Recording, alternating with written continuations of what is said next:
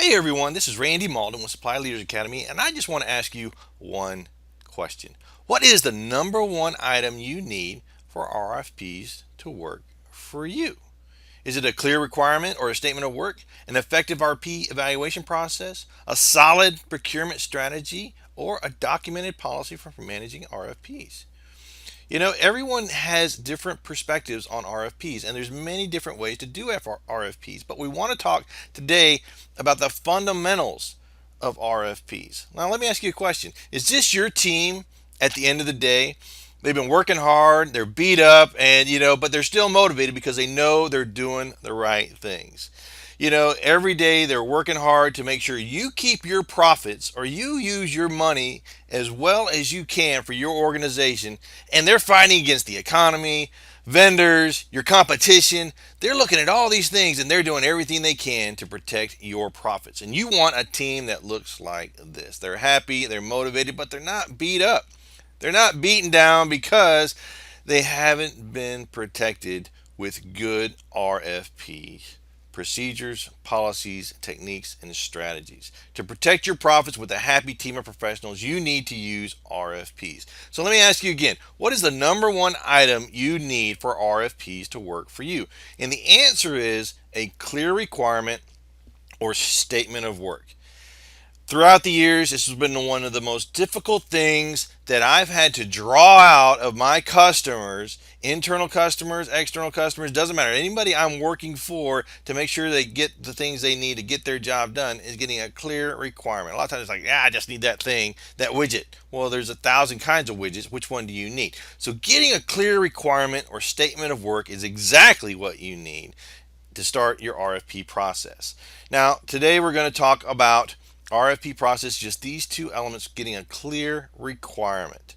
As you can see, there's a lot of things involved in the RFP process, which we're going to talk about towards the end. But today, for this moment, we're going to focus on the requirement. The requirement. The requirement is your scope of work.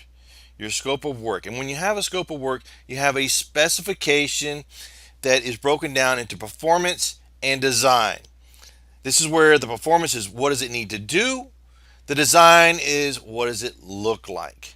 So that's where we begin, is having a clear scope of work with a specification that has a performance and design description so you can go out to your vendors and get what you need from them. Otherwise, you're fishing.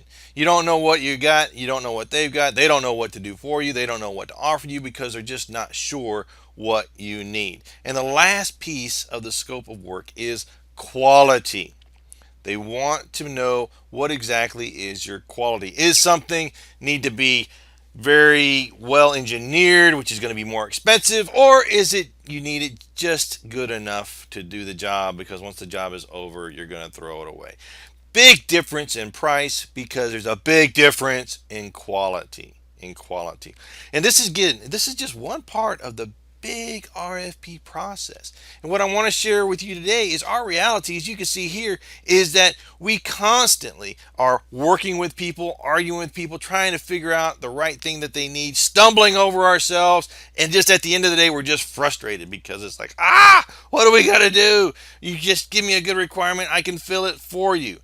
And when it comes to RFPs, it's a well-used technique. If the biggest company in the world is using RFPs, shouldn't you? Did you know that Amazon used the RFP process to find their new headquarters? I mean, they're going against cities, putting cities inside the RFP process so they can find the best deal. Over $5 billion for their second headquarters, and they put together a request for proposal.